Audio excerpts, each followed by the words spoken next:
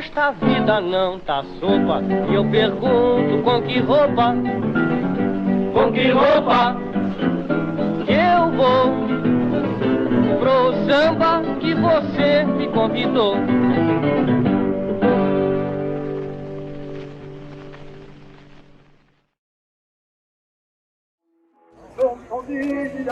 Eu me levanto e corro em busca do meu amor. Ela sorrindo, Esse ritmo é bem interessante e como tem uma letra irreverente, não é? O cantor tenta retratar os costumes da época com uma certa, digamos, ironia e irreverência. Comandante, não me diga que essa canção está ligada à nossa missão. De certa forma, sim. A missão de hoje está relacionada ao realismo e naturalismo.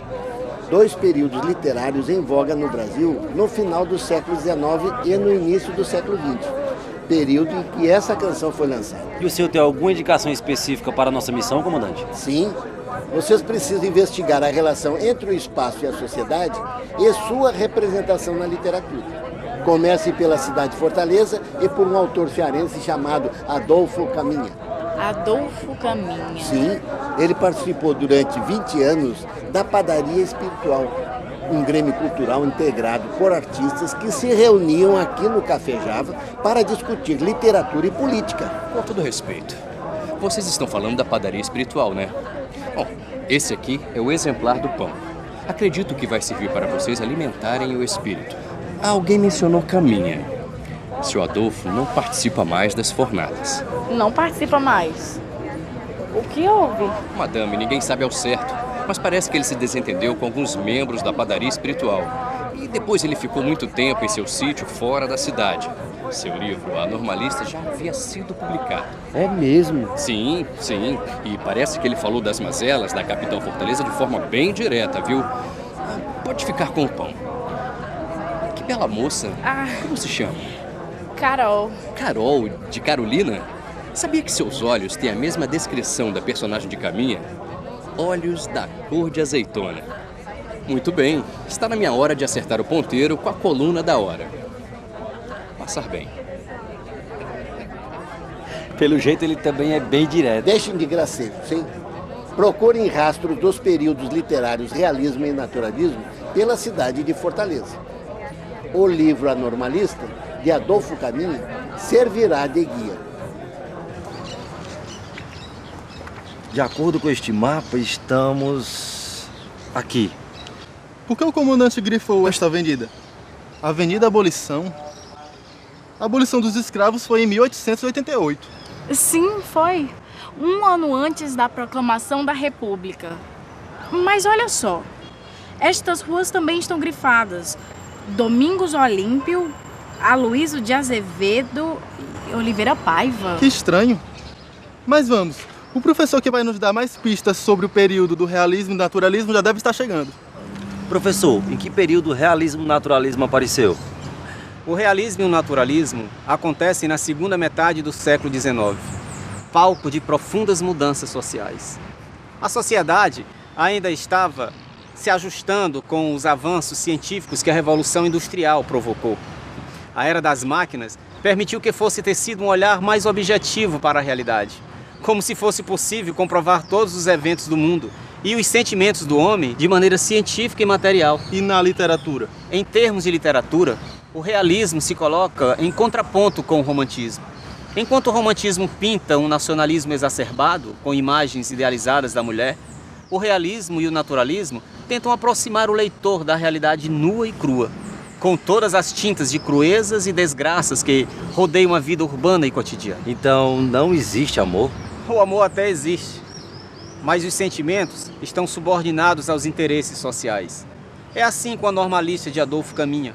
O amor idealizado que a protagonista sente por Zusa, um rapaz da alta sociedade, é abafado pela fuga dele para o Rio de Janeiro e pela gravidez dela, um exemplo de incesto por parte do padrinho. E essa característica vai se repetir em outros autores desta época, como Domingos Olímpio, Aloysio de Azevedo, Oliveira Paiva. E por falar em Rio de Janeiro, a cidade era palco de profundas mudanças e outros acontecimentos na segunda metade do século XIX. Lá estava o escritor Machado de Assis, que passeava pelas vielas do Rio de Janeiro com um olhar crítico e atento às mazelas humanas que foram incorporadas de forma racional em seus contos. Vocês perceberam? Os nomes que estão grifados nas ruas de Fortaleza são os de autores do período literário descrito pelo professor. Oliveira Paiva, Rodolfo Teófilo. Exatamente. E o comandante disse que a gente ia encontrar mais informações nesse livro. Citou a mulher do Dr. Mendes, juiz municipal. Estava ali uma que fora encontrada aos beijos com José Pereira da província, em pleno passeio público. Quem era que não sabia? Ninguém. Nós estamos no passeio público, não? Claro, é isso. O realismo usava mesmo cenários locais e temáticas comuns ao povo naquela época. E o livro fala ainda da Igreja do Patrocínio. Ao dobrar a Rua da Assembleia, o Zusa parou à espera que o bonde passasse e esteve considerando um instante. Estamos em frente ao Museu do Ceará, um antigo prédio da Assembleia da Província. É fascinante saber que os lugares ainda estão aqui, ainda que com outras funções nos dias de hoje. Então tudo faz sentido agora.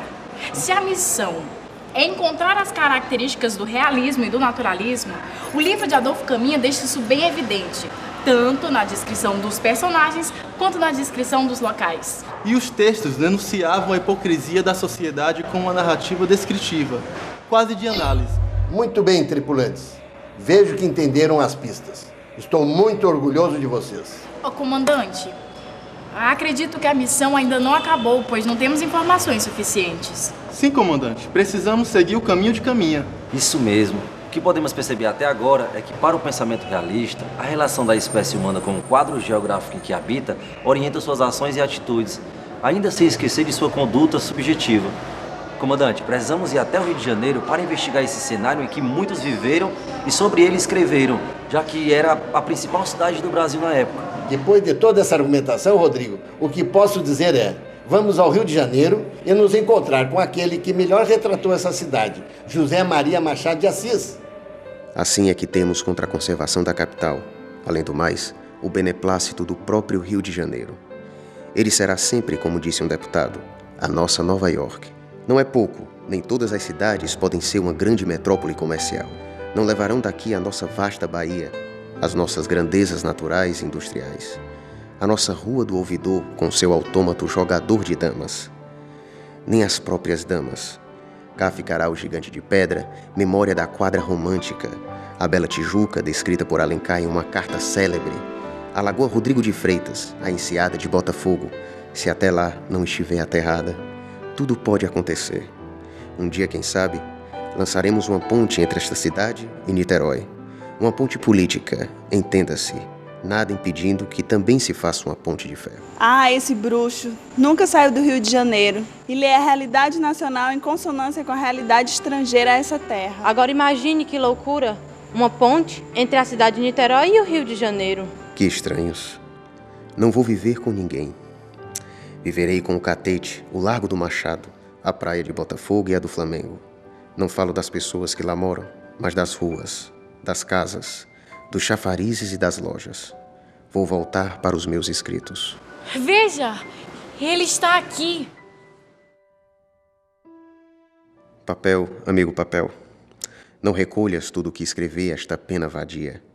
Querendo servir-me, acabarás desservindo-me, porque se acontecer que eu me vá desta vida, sem tempo de te reduzir às cinzas, os que me lerem depois da missa de 7º dia, ou antes, ou ainda antes do enterro, podem cuidar que te confio cuidados de amor. Perceberam como o amor pode ter faces secretas em diversos gêneros literários? Percebi sim, me deu uma boa noção para entender o que é literatura. Pois esta vida não tá sopa, e eu pergunto com que roupa que eu vou pro samba que você me convidou, com que roupa que eu vou pro samba que você me convidou.